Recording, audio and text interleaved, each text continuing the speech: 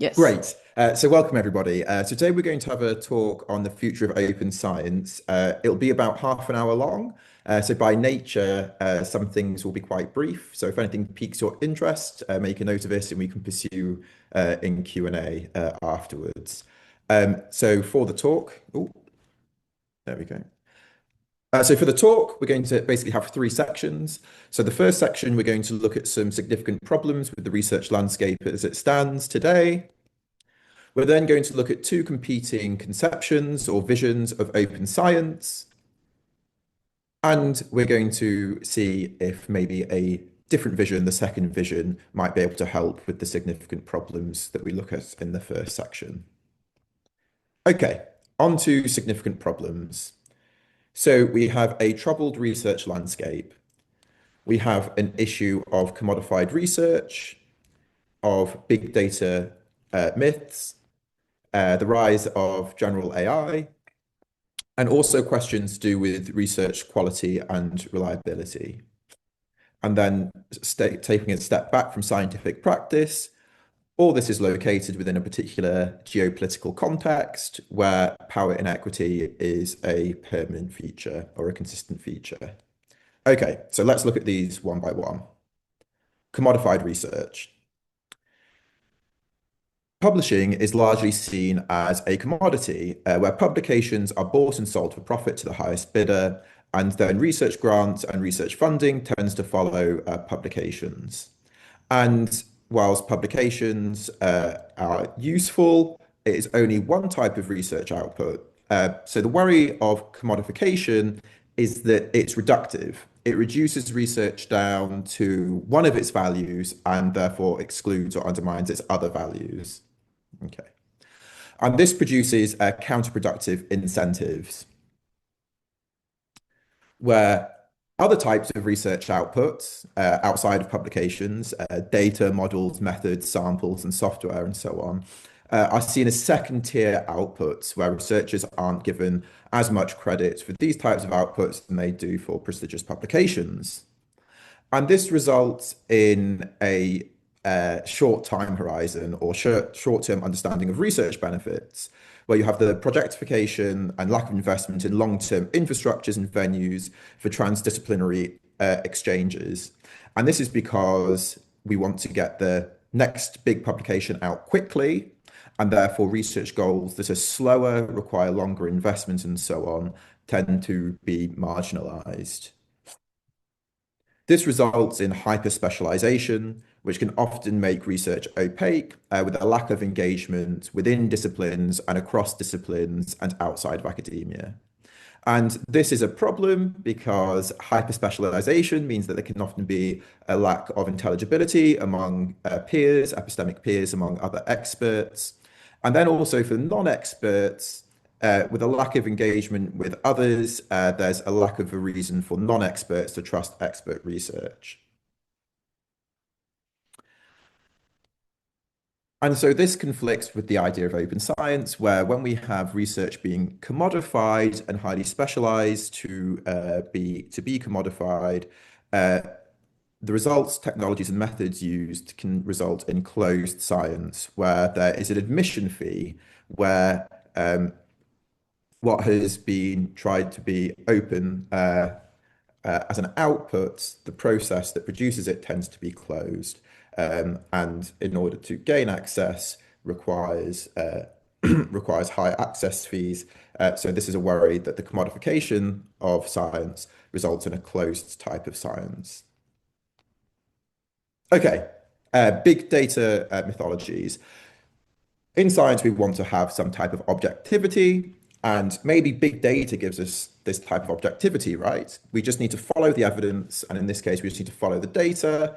And when we have very large data sets, we have some type of objectivity representing the world as it is. Okay, we don't need to worry about biases or theories so much because we're now relying mostly on data rather than on particular theories that can contain particular biases. But there's a number of issues with thinking of big data as giving us this representational view of the world and thinking big data as being objective.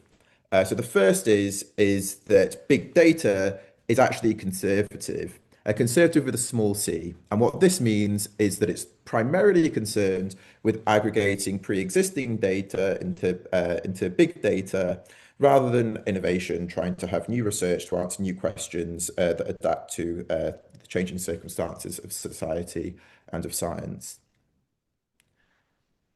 By just aggregating pre-existing data, there's a worry that what big data is doing is it's building on unreliable data, that if the data you're aggregating was unreliable, then the aggregate itself is going to be unreliable. Within the scientific enterprise and within knowledge production, data is a central part, but it's not the only part. That data needs to be used alongside methods and research methods by an expert to answer a particular question. And so by highlighting big data, it squeezes out or it puts into the background the type of expertise that's needed and the types of methods that are needed to make that data useful or meaningful. And this can also black box the biases within data. Just because big data is so big, you just literally cannot have the time or capacity or the labor to analyze the potential biases baked into the data being aggregated. There's a worry that it prioritizes commercial interests, because whilst big data is very good at making predictions based on correlations, which has commercial value, this is only one value. There's other values for data. And by prioritizing big data, there's other uses of data that rely on particular types of expertise and particular methods are sidelined. And so this has a worry that encourages research that's irrelevant or damaging to society and the planet. Just having predictions based on correlations isn't always very useful. In particular, when we think of questions of justice, we just don't want to have predictions based on aggregates, right? We also have concerns about causation and about distribution. We can pursue that question in Q&A further. Good. Okay. Well, if big data isn't going to save us, maybe we've got general AI to the rescue. Okay. General AI is going to give us some type of objectivity. But there's concerns with general AI as well. So AI tools need continuous monitoring and calibration to the particular tasks in hand. And the particular task in hand is a question, right? What are the tasks in hand? What's most relevant? And there just is no objective answer to this question. It's always a normative or a moral question. What are we going to prioritize? And by implication, what are we going to sideline?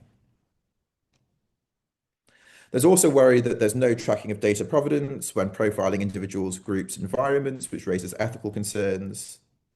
And also, general AI relies on data, and so all the problems with big data feed into here too. Recent research within our research project also has this concern of convenient AI, where AI makes research convenient because its computational power. It's very convenient to use AI in research. But once that becomes embedded in research practices, it's not that AI is convenient for research, but research starts to tilt towards being convenient for AI, that AI-friendly research is prioritized and less AI-friendly research becomes marginalized. So then we have questions of research quality and reliability, where we have the rise of deepfakes and synthetic data. And even if we have good data, the application of general principles always requires expert case-by-case judgment. This is going to be a recurring theme throughout the talk.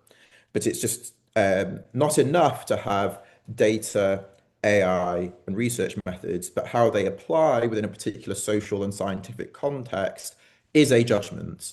And the mechanical application of general processes is itself a judgment, just is often not a very good one. Scientific review is obviously very important for the organized skepticism within scientific discourse. But this is often under-resourced, undervalued, and labor-intensive. When you send research out to peer review, it's unfunded, it's labor-intensive, tends to be done by junior researchers, and there's little training. It tends to be ad hoc advice from senior colleagues, and this undermines research quality. We have scarce investment in evaluating computational and statistical models. We have a misuse or a dispute over how to understand transparency. This is going to come up later in the talk. And also we have silver bullets, such as reproducibility, but unfortunately there are no silver bullets that whilst having reproducible research helps promote research quality in some contexts, it's just not useful or it's actively damaging in others. And the worry is that in policy, if we want evidence-based or science-based policy and politics, lowering the research quality of scientific research is fertile ground for misinformation, disinformation campaigns. And so the stakes are high. Lastly, we have these issues within scientific knowledge production embedded within a wider geopolitical context, which is characterized by power inequities, where there's the long shadows of colonialism, racism, and other forms of discrimination affecting how scientists in different regions of the world can participate and collaborate with others and on what terms.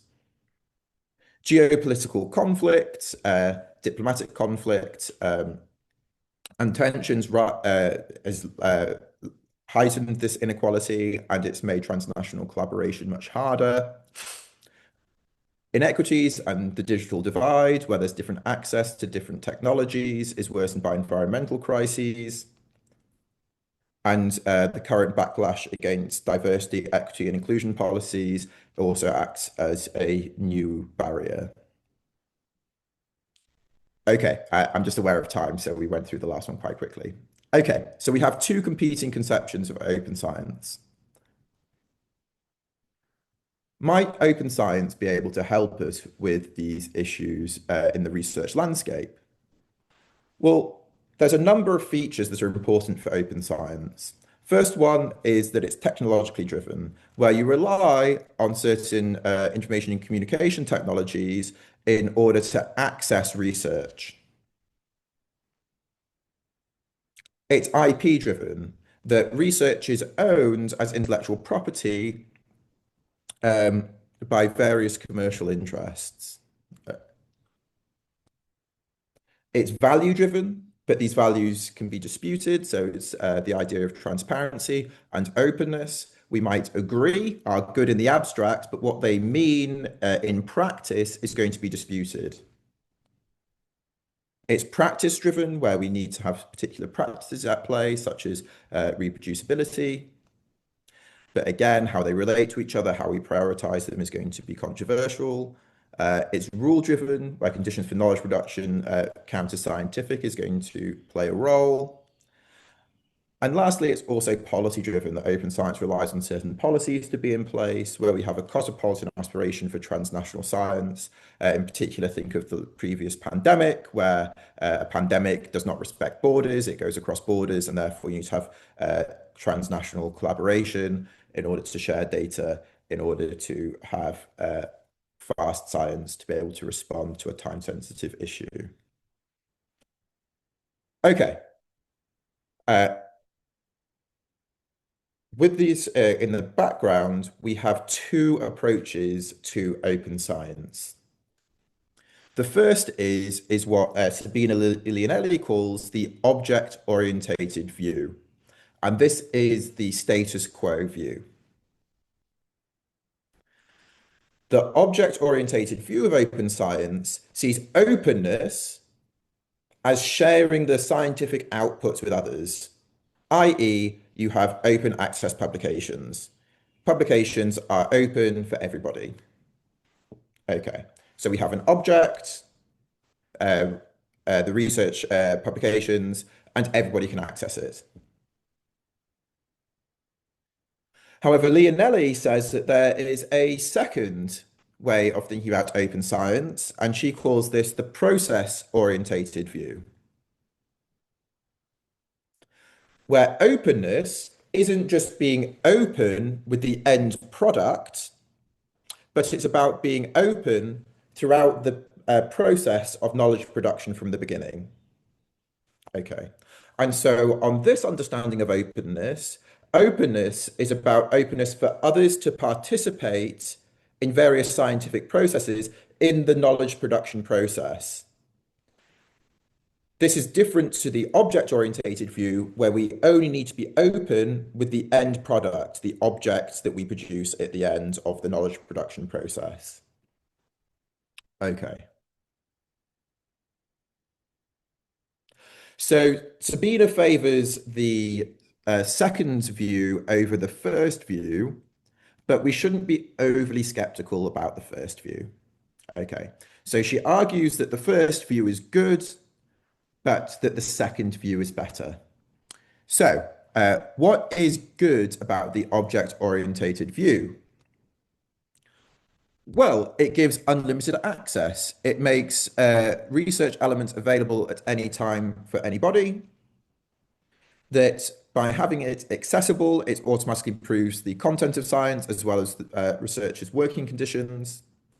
That it globalizes science. It has that cosmopolitan ideal that it can be reached with anybody with any interest, no matter where they're based in the world. And it aims to facilitate equity in research production and consumption because previously inaccessible resources are now made available. However, there's a serious concern of whether the object-oriented view is good enough. That we live in a world where we have, descriptively speaking, we might think the failure of the cosmopolitan ideal. It isn't the case, unfortunately, that we all share the same principles of science and that we actually live in a fragmented a global scientific community. That we have barriers with corporate ownership over the resources and tools that produce scientific outputs. We also have a deeply unequal, fragmented research environment where the terms to participate in knowledge production are unequal.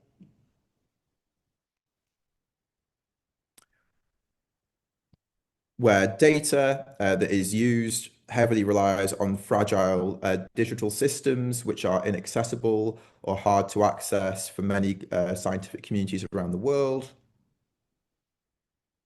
There's a concern that this is an unsustainable data ecosystem where more and more data is produced, that the ecosystem as it stands is not up to the task. And we also have a concern about the role of pluralism and epistemic diversity, both seen as scientifically unattractive because it's hard to have a diverse scientific community conform to particular standards, and also seen as politically contentious. And so we might worry in what sense research is open, okay, that we might think that science is actually closed on many fronts. So can it actually be genuinely open, or should it be? Should we pursue other values instead? Should we continue to talk about openness? Well, rather than giving up on openness, we now perhaps need to adapt our conception of openness to face these new challenges. Okay, so how does this new conception work? Well, what Sabina argues is that we need to change the way that we conceive of openness. That on the object-orientated view, we start with the value of transparency. We have a transparency-first conception where the research outputs, the publications are transparent and they're accessible to everybody. That promotes quality, okay, because once they're transparent to everybody, then bad science can be identified. Knowing that bad science can be identified when it's being produced, that deters bad science and incentivizes good science. And because it's transparent, it is therefore inclusive. Everybody can access the research outputs. Sabina says that this is the wrong way to conceive of openness. That the process-orientated view does it the other way round, where it starts with inclusion. Openness means that when we're producing knowledge, that we need to be inclusive of different perspectives, different scientific perspectives, disciplinary perspectives, and social perspectives. This inclusion promotes the quality of research because it means that it's robust, that the particular blind spots of particular social, scientific methods and social perspectives can be identified by those using different methods and by those with different social perspectives, and that this robustness in the knowledge production process promotes the quality of research. And it is transparent, not just because the outputs are accessible, but because the process itself was open to collaboration with others with different scientific methods and different social perspectives and social goals. Okay. So there's a tension within open science. The first is that there's a push for standardization underpinning the shared efforts in open science, and standardization is no bad thing. It's important for things like interoperability, for reproducibility, and for reuse. But standardization needs to be balanced against another concern, which is that it's vital to have epistemic diversity within the scientific research community because there are domain-specific, system-specific methods, standards, and evaluation criteria. And this isn't just communities of practice having different scientific cultures, but there's good epistemic reasons for this diversity, that specific types of inquiry requires specialized knowledge and specialized methods, where they've grown with a long history of engagement with phenomena within a specific institutional and social setting. And so they've adapted general principles to fit the tasks at hand. And so what the process-orientated view does is that it treats this epistemic diversity as a feature rather than as a bug, that it is a virtue rather than a barrier to openness. So how could we build a conception of open science with diversity as the starting point rather than as an obstacle to standardization? Well, the first is to recognize that research processes are situated within a particular scientific and social context. To understand how inferential practices relate to the characteristics of research environments, the epistemic diversity present within particular environments, and the types of justices or injustices that they must manage and negotiate with. So this approach requires co-production across disciplines to understand the social and scientific context with philosophy, history, social studies of science, alongside scientists and policymakers.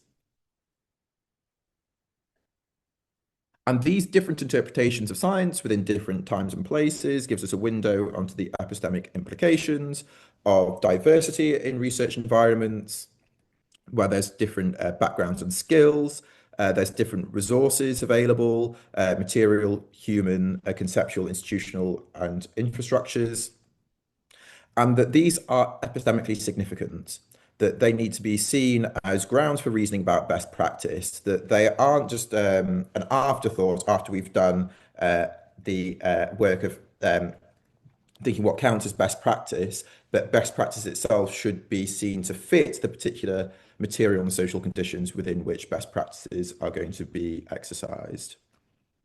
In particular, inequity amongst research environments not only means that there's difference, but there's also constraints on what methods, resources, and networks are available. And that this can run the risk of having reputational cycles, which is a type of epistemic injustice, where lack of resources is seen to not have best practice, and not having best practice is a reason for them to remain under-resourced.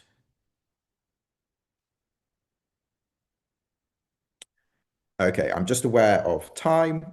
So we have three varieties of structural injustice to worry about. The first is inequity in resourcing. That leads to a misalignment between resources and scientific goals, and a misalignment between scientific goals and labor conditions. And this has important implications for how open science is implemented in different times and places. So the first injustice, resource allocation. So a resource here is just a very broad conception, okay? Where a resource is anything that can serve as a source of power in social interactions. Uh, and resourcing is not necessarily grounded in scientific merit or scientific relevance. That many factors play a role. So here's a list of some roles. So availability for training, its commercial viability, whether it contributes to GDP or not, pre-existing institutional support, and so on. And this is often the result of short-term availability as privilege over capacity building, where short-term availability of a number of resources means that the cost is relatively low and that the benefit of research is relatively high and relatively quick. Capacity building, of course, means that the benefits are going to be more longer term and you need a much higher upfront cost. And then there's also the worry of post-factum training and technology adoption, rather than the scientific goals determining the technologies that's being used. The technologies being used are selected for these non-epistemic reasons, and then the research is made to fit around the technology. Okay, injustice 2, misaligned resources and goals. Where there's various local constraints, where there's practical needs, political agendas that shape research directions, which can be in tension with scientific interests. There's also a worry of the digital divide, where those with more access to various technologies have the power to shape research agendas, and those without those resources have to follow. Injustice 3, misaligned goals and labor. This divide is sharpened when what counts as credit for whom and within which system, where what's credited with publishing patents and outreach to various publics. And it's often shaped by expectations of future employment, where what is given credit when it comes to hiring decisions isn't necessarily all the work that has academic or scientific merit. This has implications for the quality of science. So it shifts the research content, where existing constraints shape research directions, limiting focus on issues most relevant to vulnerable scientists and their contexts. It can lead to exclusion, where large parts of the scientific community are unable to participate, or they must participate on unfair or unuseful terms given their context. Not only does it exclude particular researchers, it excludes particular research for similar reasons. And this diminishes research quality, where these barriers act as a filter on the type of research that can be made available, which reduces the robustness of scientific research and its reliability. And so we have a partial implementation of open science, but it's closed by other means. What the process-orientated view does is it has openness as the co-production of scientific knowledge rather than merely the sharing of scientific knowledge, where what is put front and center is the collective agency within scientific knowledge production, where scientists as social agents are put first and foremost. Collective agency refers to things that we can only do together, things that you could not do on a desert island. Okay, so first one is that it makes research scrutinizable, that we rely on others to scrutinize our research, and makes research into a common good for the collective, not just for personal goods. And that by shifting to foregrounding the collective agency within science, this sees science as a social enterprise embedded within a society to meet particular social needs. Okay, so openness is about co-production within the scientific knowledge process, and that requires collaboration, right? So it's openness to collaborating with different scientists, different publics. When we are producing data, when we're analyzing data. Okay. So this focuses on social intimacy, on the social agency, where we facilitate trust and collaboration with others to get the epistemic diversity that's a crucial condition for inquiry, both scientific diversity and social diversity. One concern is that just anything goes, right? That any collaboration is good, and this is not the view. It's not just any connection promotes scientific research quality. It has to be judicious, okay? It has to be the right type of connection. But who decides what the right type of connection is? Well, on Sabina's view, it has to be situated and responsive to context. And so it is not for philosophers to answer this question a priori, but it's to trust scientists themselves and to give them the space through policy and resources to themselves identify what constitutes relevant judicious connection in the context of their investigation. Okay, so if we have diversity as a starting point, what follows? The first thing is that we need to be aware of centralized assessment criteria, that science is populated with multiple perspectives and well-established but diverse cultures of openness, and this should be seen as a feature rather than as a bug, as a virtue of the landscape rather than as a barrier to standardization. And so this means that there needs to be consultation with relevant communities of practice in order to have answers and questions that are sensitive to their particular scientific and social context. Support for openness across publicly funded and privately funded institutions, not see openness as only relevant for public institutions. Invest in understanding scientific motivations for specific habits and preferences beyond merely conformity to problematic assessment and credit systems, where a culture problem is not necessarily a people problem, but it can be an incentive problem. The particular problematic assessments and credit systems in particular contexts produce the bad incentives that we saw before, and that can pollute the culture. And so questionable practices isn't necessarily questionable scientists, it could be questionable incentives that can be changed. Okay. Beware attempts to interpret openness as disregard for expertise and know-how, that on the social view, it is the context-specific expertise and know-how of the particular research communities that is put front and center, rather than putting big data front and center or the computational power of AI front and center. So it built in methods to identify and value expert knowledge as crucial for openness, to have effective co-production of knowledge. Where there needs to be support for researchers to transition. So it can't simply be delegated down, especially as researchers are already overwhelmed with various administrative responsibilities.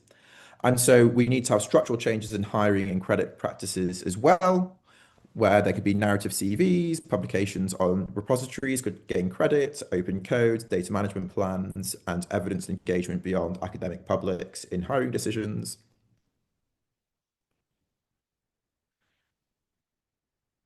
Critical and constructive scrutiny of how digital platforms can support existing and future work, where the infrastructures are tailored to the diverse needs of different research communities rather than trying to standardize diverse research communities to fit the pre-existing infrastructures available.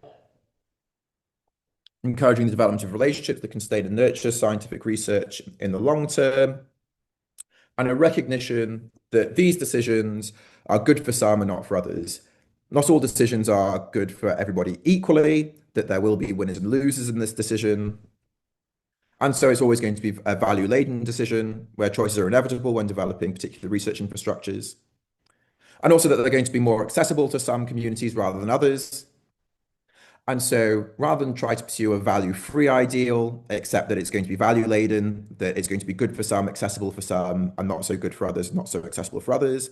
And therefore, we don't need to have value-free criteria, but try to have transparent criteria about which users are being privileged and why, in order to promote trustworthiness. And this can help facilitate equity in research production and not merely just in consumption. Where previously inaccessible resources are made more available to those who wish to use them for particular purposes and also can collaborate with each other. Okay, so conclusions. So addressing the structural injustices means that we need to have a structural change. Structural change means more than just mitigation strategies, but it might require a fundamental reframing of the conceptual and institutional grounding for empirical inquiry, i.e. a shift from an object-orientated view of openness towards a process-orientated view of openness. Where a process-orientated view has inclusion first, It is not that you're merely included at the end where the outputs are made accessible, but included from the very beginning, that there's a co-production across disciplines, within disciplines, across social geographical regions, in order to have inclusion at the very beginning, not purely for justice reasons, but for diversity reasons, that diversity promotes research quality. And so there are a number of concrete pathways to reform that our project engages with. So engagement across local communities beyond professional science. So we recently, I think a few weeks or months ago, opened the Public Science Lab here at TUM. Reform of institutional and material infrastructures to serve widely diverse capabilities and goals. And this is work that the new Ethical Data Initiative at TUM is working on. And also lobbying to reform education and labour markets and to help fund transdisciplinary research. And the Pienta Lab in Italy is doing this work. Thank you.